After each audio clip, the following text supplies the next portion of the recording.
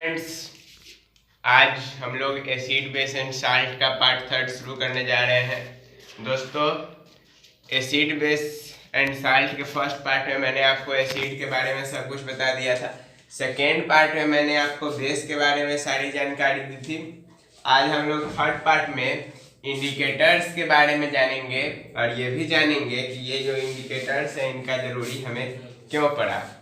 देखिए, सबसे पहले हम लोग जान लेते हैं कि इंडिकेटर क्या होता है। तो इंडिकेटर एक ऐसा सब्सटेंस समझ लीजिए जो कि किसी भी चीज को इंडिकेट करे।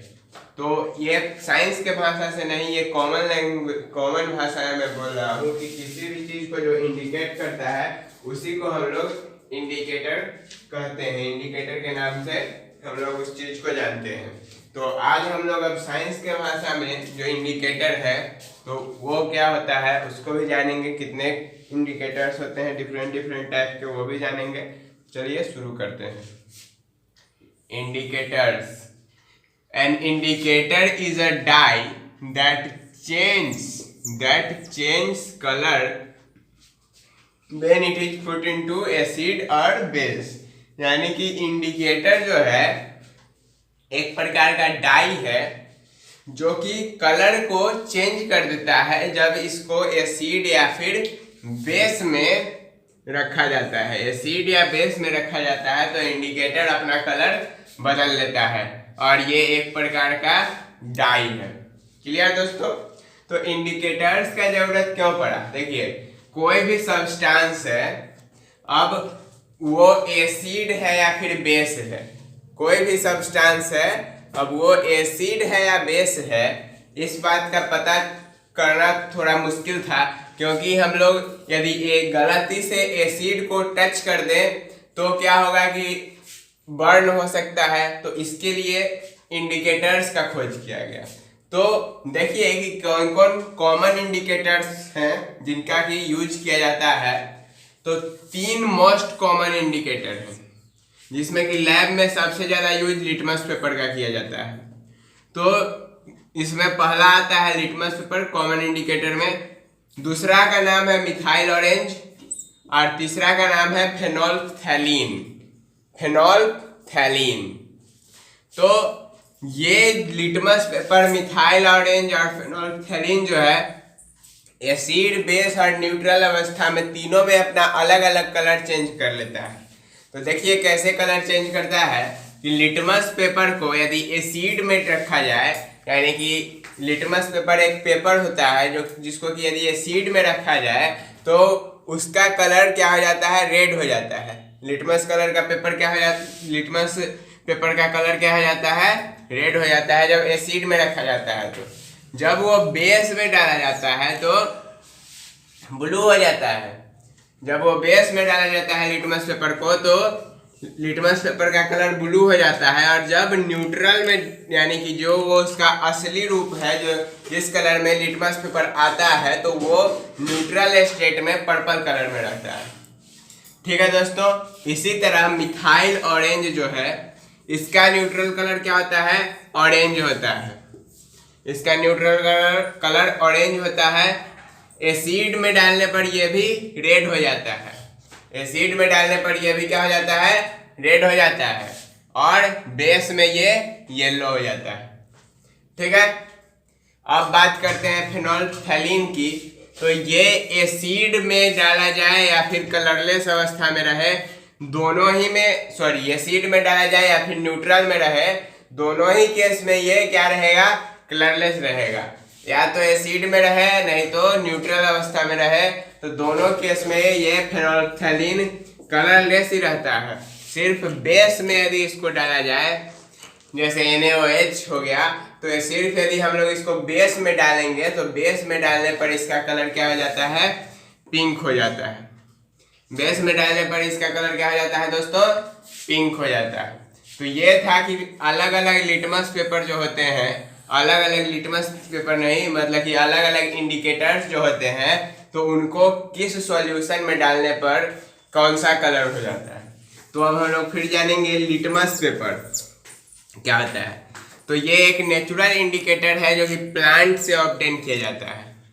ये एक नेचुरल इंडिकेटर है जो कि प्लांट से ऑब्टेन किया जाता है, और जिस प्लांट से इसको ऑब्टेन किया जाता है उस प्लांट का नाम होता है लीचेन प्लांट। क्या होता है? Lichen plant. लीचेन प्लांट से हम लोग लिटमस पेपर को क्या करते हैं दोस्तों? ऑब्टेन करते हैं। ठीक है, तो ये था कि लिटमस पेपर के बारे में जानकारी हम लोग को मिल गया। अब हम लोग बात कर लेते हैं कि इंडिकेटर्स जो होते हैं, तो इंडिकेटर्स भी अलग अलग टाइप्स के होते हैं। तो कौन कौन टाइप्स के इंडिकेटर होते हैं? तो दो टाइप के होते हैं इंडिकेटर, एक नेचुरल इंडिकेटर हो गए और एक ओल्फैक्टरी इंडिकेटर। एक नेचुरल इंडिकेटर और एक ओल्फैक्टरी इंडिकेटर। तो नेचुरल इंडिकेटर क्या होता है? जो कि नेचर के द्वारा मिलता है, जैसे कि लिटमस पेपर, तो ये लीचेन प्लांट से मिलता है। तो लीचेन प्लांट एक नेचुरल प्लांट है, तो इसीलिए वैसा इंडिकेटर जो कि नेचर के द्वारा प्राप्त हो वो हमारा नेचुरल इंडिकेटर हो गया। जैसे कि लिटमस पेपर हो गया, टर्मेरिक हो गया, रेड कैबेज हो गया, सब नेचर के द्वारा मिलता है, यानी कि नेचर के द्वारा ऑब्टेन होता है। तो इसीलिए ये सब नेचुरल इंडिकेटर में गिने जाते हैं। क्लियर? और एक बात, रेड कैबेज जो है, यदि इस पर हम लोग एसिड और बेस का टेस्ट कर सकते हैं। रेड कैबेज पर जब यदि एसिड डाला जाए तो वो रेड कलर में ही रहेगा, और जब बेसिक में जाएगा, यानी कि जब बेस डाला जाएगा रेड कैबेज पर, तो उसका कलर क्या हो जाता है? ग्रीन हो जाता है। ठीक है दोस्तों, जब रेड कैबेज जब एसिडिक मीडियम में आ जाएगा, यानी कि किसी एसिड के साथ मिल जाएगा, तो उसका कलर रेड ही रहेगा, और जब किसी बेस के साथ मिल जाएगा, यानी कि बेसिक मीडियम के साथ मिल जाएगा, तो उसका कलर चेंज होके ग्रीन हो जाता है। और इसी तरह टर्मरिक में भी होता है कि टर्मरिक का जो कलर होता है अपना, वो येलो कलर का होता है। टर्मरिक मतलब हल्दी, तो वो येलो कलर का होता है। और ये जब इसको बेस के साथ मिलाया जाता है तो इसका कलर ब्राउनिश हो जाता है। क्या हो जाता है? ब्राउनिश हो जाता है, रेडिश ब्राउन। और जब ये एसिडिक मीडियम के साथ रहता है तो ये येलो कलर का रहता है। ठीक है, और ये हो गया आपको नेचुरल इंडिकेटर। अब हम लोग बात कर लेते हैं ओल्फैक्टरी इंडिकेटर। तो ओल्फैक्टरी जो वर्ड है, इसका मतलब क्या होता है? ओल्फैक्टरी का मतलब होता है सेंस टू स्मेल। क्या होता है दोस्तों ओल्फैक्टरी का मतलब? Sense to smell. तो वैसा इंडिकेटर जिसका पता हमें क्या चीज से चल जाए? स्मेल के द्वारा चल जाए, वैसे इंडिकेटर को हम लोग क्या कहते हैं? ओल्फैक्टरी इंडिकेटर कहते हैं। वैसा इंडिकेटर जिसका पता हमें क्या चीज से चल जाए? उसके स्मेल से सिर्फ उसका पता चल जाए, वैसे इंडिकेटर को हम लोग ओल्फैक्टरी इंडिकेटर कहते हैं। देखिए इसका definition, those substance whose smell changes in acidic or basic solution is called olfactory indicator। यानी कि ऐसा सब्सटेंस जिसका स्मेल एसिडिक और बेसिक मीडियम में बदलते रहता है, उसको हम लोग क्या कहते हैं? ओल्फैक्टरी इंडिकेटर कहते हैं। जो एसिड में अपना अलग गंध दे और जब बेस डाला जाए उस पर तो अपना अलग गंध दे। तो इसके एग्जांपल में ओनियन और वैनिला आता है। इसमें ओनियन और वैनिला, ये जो दो हैं, ये ओल्फैक्टरी इंडिकेटर में आते हैं। ओनियन को जब बेसिक मीडियम में डाला जाता है तो वो अपना गंध देता है, लेकिन जब एसिडिक में डाल दिया जाएगा तो कोई गंध नहीं देगा। उसी तरह से वैनिला भी एसिडिक मीडियम में कोई गंध नहीं देता है, लेकिन बेसिक मीडियम में इसका भी अपना स्मेल होता है। तो ये था दोस्तों कि इंडिकेटर्स क्या होता है, क्यों इसका जरूरत पड़ा, और किस किस तरह के इंडिकेटर्स होते हैं। अब हम लोग बात कर लेते हैं इंडिकेटर्स के बाद अगला जो टर्म है वो है हमारा पीएच स्केल। कि पीएच स्केल क्या होता है और इसका जरूरत क्यों पड़ता है। उसके बाद फिर हम लोग सॉल्ट पर चलेंगे। तो दोस्तों अब हम लोग strength of acid and base, that is pH scale, यानी कि किसी भी एसिड और बेस का जो स्ट्रेंथ बताता है, जो कि पीएच स्केल है, उसके बारे में जानेंगे। तो चलिए शुरू करते हैं पीएच स्केल को। पीएच स्केल सबसे पहले हम लोग जानेंगे कि पीएच स्केल क्या होता है, इसको किसके द्वारा इंट्रोड्यूस किया गया, और भी इसके बारे में बहुत सारी चीजें। तो सबसे पहले जानते हैं कि पीएच स्केल क्या होता है। pH scale. It is a type of scale which shows that acid or base is strong or weak by the number given on a scale. यानी कि ये एक टाइप ऑफ स्केल है, एक स्केल का टाइप है, अलग टाइप का, जो कि क्या दिखाता है, एसिड और बेस जो है कि स्ट्रॉन्ग है या वीक है, ये हम लोग को बताता है। किसके द्वारा? तो वो जो पीएच स्केल दिया हुआ रहता है उसके द्वारा। ठीक है दोस्तों, पीएच स्केल जो दिया हुआ रहता है उसके द्वारा ही हम लोग को ये दिखाता है कि कौन सा सब्सटेंस यानी कौन सा एसिड या फिर कौन सा बेस कितना ज़्यादा स्ट्रॉन्ग या फिर कितना ज़्यादा वीक है। तो पीएच स्केल को बनाया किसने था? पीएच स्केल को इंट्रोड्यूस किया गया था एक डैनिश के बायोकेमिस्ट के द्वारा। किसके द्वारा? एक बायोकेमिस्ट के द्वारा, जिनका नाम है एस सेरेसन। एस सेरेसन ने इस पीएच स्केल को क्या किया था? इंट्रोड्यूस किया था। और इसका ये पीएच स्केल जो है ये इंट्रोड्यूस हुआ था 1909 में। कब इंट्रोड्यूस हुआ था? 1909 में पीएच स्केल को इंट्रोड्यूस किया गया था बायोकेमिस्ट एस सेरेसन के द्वारा। ठीक है, उसके बाद अगला पॉइंट हम लोग देखते हैं। जो पीएच वैल्यू होता है वह इनवर्सली प्रोपोर्शनल होता है कंसंट्रेशन ऑफ हाइड्रोजन आयन, जो कि किसी भी सब्सटेंस में प्रेजेंट होता है। क्या होता है दोस्तों? पीएच वैल्यू जो होता है वह इनवर्सली प्रोपोर्शनल होता है concentration of hydrogen ion present in A acid और बेस।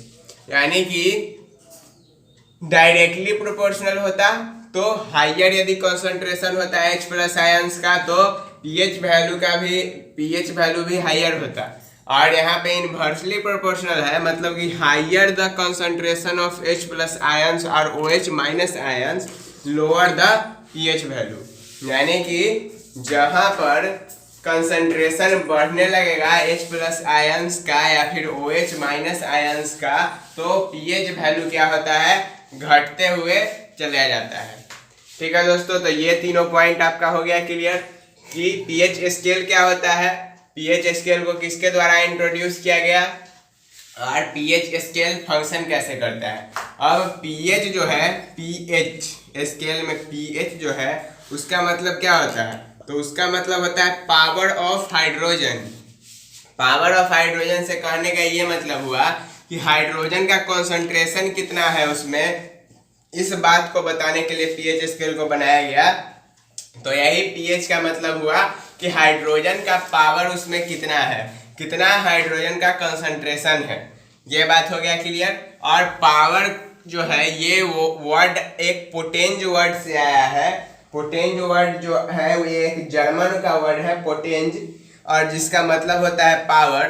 तो ये पीएच वहीं इसका वर्ड है। ठीक है दोस्तों, अब देखिए पीएच स्केल ये चूंकि रफली स्केल बना हुआ है लेकिन फिर भी काम का है। देखिए ये जो है किसी भी सब्सटेंस का जिसका पीएच वैल्यू 0 या फिर 1 होगा वो डार्क रेड होगा। ये पीएच स्केल है, देख लीजिए आप पीएच स्केल। तो ये जो किसी भी सब्सटेंस का एसिड या फिर एसिड का ही होगा, क्योंकि एसिड ही 0 से लेकर 7 तक जो पीएच होता है, यानी कि लेस देन 7 जो पीएच होता है वह एसिड का होता है।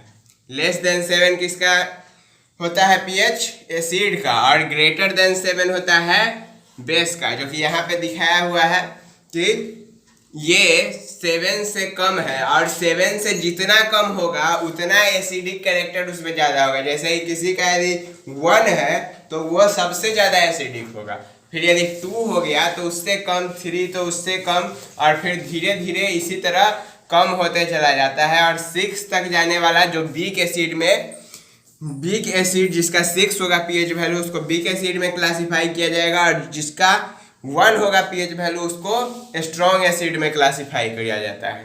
ये तो हो गया एसिड का बात। और एसिड का बात देखिए, यहाँ एसिड्स है पीएच लेस देन 7, यानी कि एसिड का जो पीएच होता है वह लेस देन 7 होता है। और the more acidic is a solution laser will it's pH value. जैसा कि बात यहाँ पे कहा गया बात कि हायर कंसंट्रेशन होगा तो पीएच वैल्यू घट जाएगा। वही बात यहाँ पे भी कही गई है कि जो सब्सटेंस जितना ज़्यादा एसिडिक होगा उसका पीएच वैल्यू उतना कम होगा। जैसे कि अब HCl जो है सबसे ज़्यादा एसिडिक होता है, H2SO4 सबसे ज़्यादा एसिडिक होता है, तो उसका पीएच वैल्यू भी कम होता है। जैसे कि HCl जो है उसका पीएच वैल्यू आपको मैं बता दूं 0 होता है, कंसंट्रेटेड HCl, इसका पीएच वैल्यू क्या होता है 0 होता है। और H2SO4 जो है इसी तरह H2SO4 का भी 0 to 1 के ही बीच में होता है। तो ये था कि एसिड के बारे में। अब बात कर लेते हैं हम लोग बेस के बारे में कि जब हम लोग बेस का चर्चा करेंगे तो बेस में कैसे पीएच वैल्यू होता है। तो बेसिक सॉल्यूशन जो होता है उसका पीएच मोर देन 7 होता है। बेसिक सॉल्यूशन का पीएच मोर देन 7 होता है, मतलब कि 8 से लेके 14 तक जो होगा ये सारे सॉल्यूशन बेसिक होंगे, यानी कि जो भी सब्सटेंस का पीएच 8 से लेके 14 के बीच में आएगा वो सभी बेसिक होगा। तो बेसिक में क्या होता है कि वो लेफ्ट टू राइट जाता है, मतलब कि 8 पर जो होगा वह वीक बेस होगा और 14 पर जाते जाते ये यहाँ पर स्ट्रॉन्ग बेस बन जाएगा। ठीक है दोस्तों, तो यहाँ पे हो गया बात कि बेसिक कैरेक्टर भी इंक्रीज करता है जब हम लोग लेफ्ट टू राइट जाते हैं। और ये हमारा पीएच स्केल था कि यदि हम लोग को किसी सब्सटेंस का मतलब कि पता नहीं है कि वो सब्सटेंस क्या है, एसिड है या फिर बेस, तो कलर देख के हम लोग आइडेंटिफाई कर सकते हैं कि वो एसिड है या बेस। जैसे कि डार्क रेड है, ऑरेंज रेड, ऑरेंज येलो, ये सब कलर हैं डिफरेंट। तो न्यूट्रल सब्सटेंस भी जो होगा, जो कि ना एसिडिक ही हो ना बेसिक ही हो, वो 7 होगा उसका पीएच वैल्यू और वो ग्रीन कलर का होता है। ठीक है दोस्तों, इसी तरह जो हाईली बेस एसिडिक होगा यानी कि 0 to 3 हाईली बेसिक और 4 to 6 0 to 3 हाईली एसिडिक और 4 to 6 वीक एसिड, यानी कि 0 से 3 तक स्ट्रॉन्ग एसिड में इसको रखा जाता है। जो भी एसिडिक सॉल्यूशन 0 से 3 के बीच में जिसका पीएच वैल्यू निकलेगा उसको एसिड में स्ट्रॉन्ग एसिड में क्लासिफाई किया जाएगा और 4 से 6 वाले को वीक एसिड में। उसी तरह 8 to 10 जो रहते हैं उसको हम लोग वीक बेस में क्लासिफाई करते हैं और 11 to 14 वाले को हम लोग क्लासिफाई करते हैं स्ट्रॉन्ग बेस में। ठीक है दोस्तों, ये हो गया कि कैसे हम लोग एसिड और बेस का क्लासिफिकेशन करते हैं, यानी कि स्ट्रेंथ पर पीएच स्केल को बना के और कैसे हम लोग उसको क्या करते हैं दोस्तों क्लासिफाई करते हैं। तो दोस्तों ये था आपको पीएच स्केल क्या होता है। अब हम लोग अगले वीडियो में जानेंगे कुछ सब्सटेंस जिसके अलग अलग पीएच स्केल होते हैं। तो आज के लिए दीजिए इजाजत, फिर मिलेंगे अगले वीडियो में, तब तक के लिए धन्यवाद।